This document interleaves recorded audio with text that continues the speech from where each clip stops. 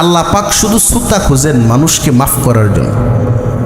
হযরত মুসা আলাইহিস সালামের যুগে একজন লোক, এমন একজন লোক, লাম ইয়ামাল হাসানাতান কত্তু, যিনি সারা জীবনে একটা আমলও করে নাই। নবীজির ভাষা।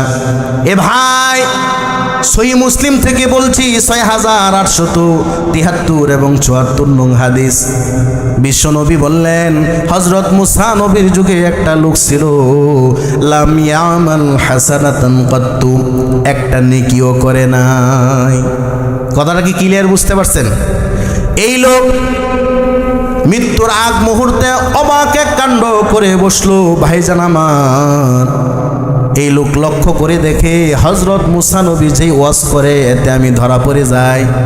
হযরত মুসা নবী বলে, আল্লাহ পাকের ইবাদত না করলে জাহান্নাম।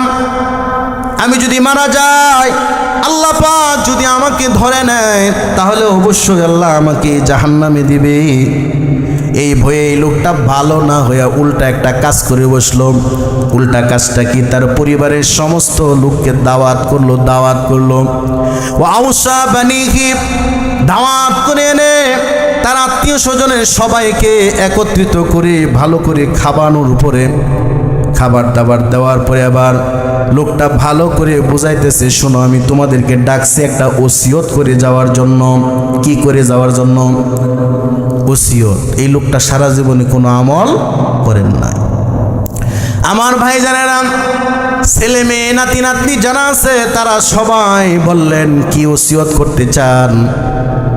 তখন ওই লোকটা বলল, শোনো, আমি যখন মারা যাব, ফাইজা মুত্তু আনা, আমি যখন মারা যাব, আমার লাশটারে হযরত মুসা নবী আলাইহিস সালামের নীতি অনুযায়ী, নিয়ম অনুযায়ী কবরে রাখবা না।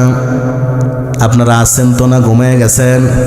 এই লোক কি অবাক করা কাণ্ড করে বলে হযরত মুসা নবীর ধর্ম অনুযায়ী আমার লাশটা কবরে রাখার নিয়ম জানাজার পরে, কিন্তু আমার একটা দাবি হলো, আমি যখন মারা যাব, ফাহরিকুনি, আমার লাশটারে সুন্দর কইরা তোমরা পূর্বা কবরে দিবা না, লাশটারে পূর্বা। সুম্মাসহাকুনি, আমার লাশে যে পোড়া কয়লা হইব এগুলোরই তোমরা সুন্দরভাবে পিষবা। পাটার উপরে শিল রাইখা যেমন ভাবে পিষে, মরিচগুলা যেমন ভাবে মিহি কইরা ভাটে, এইভাবে আমারে পিষবা। সুম্মাসহাকুনি, এমন ভাবে আমারে পিষবা। পিষার পরে যখন একেবারে পাতলা কণায় পরিণত হব, তখন সুম্মা জারুনি নিসফাইন, আমার এই কয়লাগুলোরে দুই ভাগে ভাগ করবা, কয়লার গুরুগুলোরে। ভাইজান, আমার দিলটা মনটা খোলা রেখে শুনেন, হিংসা নয়, বিদ্বেষ নয়। ভাইজান আমার, নবী করিম সাল্লাল্লাহু আলাইহি ওয়াসাল্লাম বলেন, এই লোকটা বলল, আমার ওই পিসা ছাইগুলোরে দুই ভাগে বিভক্ত করবা, এরপরে নিয়ে যাবে ফিররি, বাতাসের কাছে। রিহ মানে প্রবল বাতাস, যেখানে প্রবল বাতাস হয় এটা হলো সমুদ্রের কাছে। নবীজি বলেন, এই লোকটা বলল, জারুনি নিসফাহু ফিল বাহরি ওয়া নিসফাহু ফিল বাররি, আমার ওই লাশের যে পিসা ছাইগুলো আছে, ওই ছাইগুলোর অর্ধেকটা সমুদ্রে বাসায়া দিবা, আর অর্ধেকটা ছাই যেটা আছে এটা প্রবল বাতাসে উড়ায় দিবা। ছেলে মেয়েরা জিজ্ঞাসা করে, আব্বা জান, আশ্চর্য কথা বলতেছেন, আমাদের নবীর ধর্মের রীতি অনুযায়ী আপনাকে কবরে রাখার কথা, কিন্তু আপনি বলতেছেন না আপনারে পুরায়া আপনার লাশের যে কয়লাগুলো আছে ওইগুলো সুন্দরভাবে পিষে এরপরে ওইগুলোরে দুই ভাগে ভাগ করে কিছুটা সমুদ্রে আর কিছুটা বাতাসে বাসায় দিতে বলতেছেন কেন? ওই লোকটা চোখের পানি ধরধর কইরা ছাইরা বলে, আহারে জানো না, হযরত মুসা নবী যে বয়ান করেন সেই বয়ান অনুযায়ী আল্লাহ পাক যদি আমারে পেয়ে যায়, এমন শাস্তি আল্লাহ দিবেন যে শাস্তি আল্লাহ আর কাউকে দেয় নাই। এই জন্য আমার ইচ্ছা, আমার তামান্না হলো আল্লাহ যেন আমাকে ধরতেই না পারে, আল্লাহ থেকে আমি পলায়া থাকবো। ওই জন্য আমার লাশটা পিচ্ছা পিচ্ছা কিছুটা সমুদ্রের পানিতে বাসায় দিবা, হাজার হাজার কিলোমিটার দূরে গিয়া সেই এই কণাগুলো বিলীন হয়ে যাইব। ওই ব্যক্তির ধারণা এমন। আর যেগুলো বাতাসে ভেসে যাবে ওইগুলোরও কোনো অস্তিত্ব থাকবে না। অতএব আল্লাহ আমাকে ধরতেই পারবে না, আমাকে শাস্তি দিবে কিভাবে? বলেন আল্লাহু আকবার। আরে এক পাগলের খেলা বলতেছি বাজান, আমার পাগলের খেলা। আল্লাহর পাগল দেওয়ানা হয়ে গেছে, তার পরিবারের যারা আছে সবাইকে বলে গেছে এই কথা।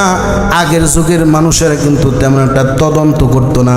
আব্বা বলছে বাস মানতো, দাদাই বলছে তাই মানতো। কি এটা ধর্মে আছে না নাই জানি না, বাস আব্বা ওসিয়ত করে গেছে, এই জন্য সন্তানাদি যারা আছে সবাই মিলে তাই করলো। নবীজির ভাষায় ফালাম্মা মাতা ফাআলু বিহি, এই লোকটার সঙ্গে তাই করা হলো। এই লোকটা মরে যাওয়ার পরে তার লাশটারে পোড়ানো হইল, এরপরে কয়লাগুলোরে সুন্দরভাবে পাটার ভিতরে পিষা হইল। পিষার পরে সমুদ্রের ধারে নিয়ে প্রত্যেকটা ছাই প্রত্যেকটা কণা এইগুলো সমুদ্রের মধ্যে ভাসায় দিল, আর অর্ধেকটা ছাইয়ের কণা হাওয়ায় ভাসায় দিল। এরপরে আল্লাহ পাক রব্বুল আলামিনের ক্ষমতা আছে না নাই? আল্লাহর ক্ষমতা আছে না? আল্লাহ পাক রব্বুল আলামিন থেকে পলায়ন করার জন্য, আল্লাহর কাছ থেকে পালানোর জন্য এই লোকটা কিন্তু চেষ্টা করছে। বাজার আমার দিলের কানটা খোলা রেখে শোনো, আল্লাহ পাক রব্বুল আলামিন এবার জমিনকে আদেশ দিলেন, প্রথমে সমুদ্রের পানিকে আদেশ দিলেন, ইয়া বাহার আদ্দি মা আখস্তি মিন আবদি হাযা। আল্লাহু আকবার। হে সমুদ্রের পানি, তোমার ভিতরে আমার বান্দার যে ওই ছায়ের কণাগুলো আছে ওইগুলো আমার কাছে জমা দাও। আল্লাহ যদি জমা চায় সমুদ্র দিবে কি দিবে না? সমুদ্র ওই যে ছায়ের কণাগুলো আছে ওইগুলো জমা দিয়া দিল। এবার জমিন রে বলল, আরে জমিন বাতাসে উড়াইয়া আমার বান্দার যে ছায়ের কণাগুলো তোর মাঝে উড়াইয়া উড়াইয়া রাখছে, যেই যেই জায়গায় আছে আদ্দি আই আল আরদ, হে জমিন আদ্দি মা খাস্তি বিন আবদি, আমার বান্দার যে ছায়ের কণাগুলো তুই গ্রহণ করছস তোর ভিতরে আছে ওইগুলো জমা দে। এখন আল্লাহ যেহেতু চাইছে জমিন জমা দিবে কি দিবে না? তাহলে জমিনে যেগুলো ভাসায় রাখছিল হাওয়ার মধ্যে ওইগুলো জমা হয়ে গেল, আর সমুদ্রে যেগুলো ডুবানো ছিল ওইগুলো জমা হয়ে গেল। এরপরে নবীজির বাসায় ফাকাম রাজুলান, ওই লোকটা একেবারে জীবিত হয়ে গেল। বলেন মারহাবা। এবার ওই লোকটা কাঁপতে আরম্ভ করে দিয়েছে। আল্লাহ নবীর ভাষায় আল্লাহ পাক রব্বুল আলামিন ওই লোককে প্রশ্ন করলেন না, মার রব্বুকা মা দিনুকা ওমান নাবিয়ুকা, এই ধরনের কোনো প্রশ্নই করলেন না। আল্লাহ পাক একটা প্রশ্নই করলেন, বান্দারে লিমা ফাআলতা হাযা ওয়া ফি রিওয়ায়াতিন মা হামালাকা আন তাফআলা হাযা, তোমাকে কোন জিনিসে বাধ্য করলো, তুমি এই কাজটা কেন করলা? হযরত মুসা নবীর ধর্ম অনুযায়ী তোমাকে মাটিতে শোয়ানো হবে, কবরে রাখা হবে, সওয়াল জবাব করা হবে। ওইটা না মাইনা আজব একটা ওসিয়ত তোমার সন্তানদেরকে কেন কইরা আসলা? ওই লোকটা একটা উত্তর দিল, মাফ পায়ে গেল। বলেন সুবহানাল্লাহ। ওই লোকটা বলল, লি খসিয়াতিকা ওয়া লি মাখাফাতিকা ইয়া রব ওয়া আনতা আ'লামু বিহি ফাগফারাল্লাহু লাহু। বলেন আল্লাহু আকবার। ওই লোকটা বলল, আল্লাহ পাক আমি চাইছি হযরত মুসা আলাইহিস সালামের ওয়াজ থেকে আমি শুনতে পাইছি আপনি যদি আমার মতো অপরাধীর পেয়ে যান এমন শাস্তি দিবেন, এমন কষ্টই দিবেন গো, যেই কষ্ট আর কাউকে দেন না, এমন আযাব আমার উপরে দিবেন। আমি চাইছি আপনি যেন আমারে ধরতেই না পারেন, এই জন্য ওসিয়ত করে গেছি, আপনার আযাবের ভয়ে গো আমি এই কাজ করছি। বলেন না নাউজুবিল্লাহ। আল্লাহ পাক রব্বুল আলামিন বলেন, ওয়ানা আলাম, আমি আসলেই বেশি জানি তোমার মনের ইচ্ছাটা এমনই ছিল, আল্লাহর আযাবের ভয়ে যেহেতু এই কাজটা করছো। ফাগফারাল্লাহু লাহু, আল্লাহ পাক রব্বুল আলামিন তোমাকে ক্ষমা করে দিয়ে জান্নাতি বানায় দিলেন। চিৎকার করে বলেন সুবহানাল্লাহ। তাহলে আল্লাহ পাক চান শুধু ক্ষমার উসিলা, ঠিক না বে ঠিক?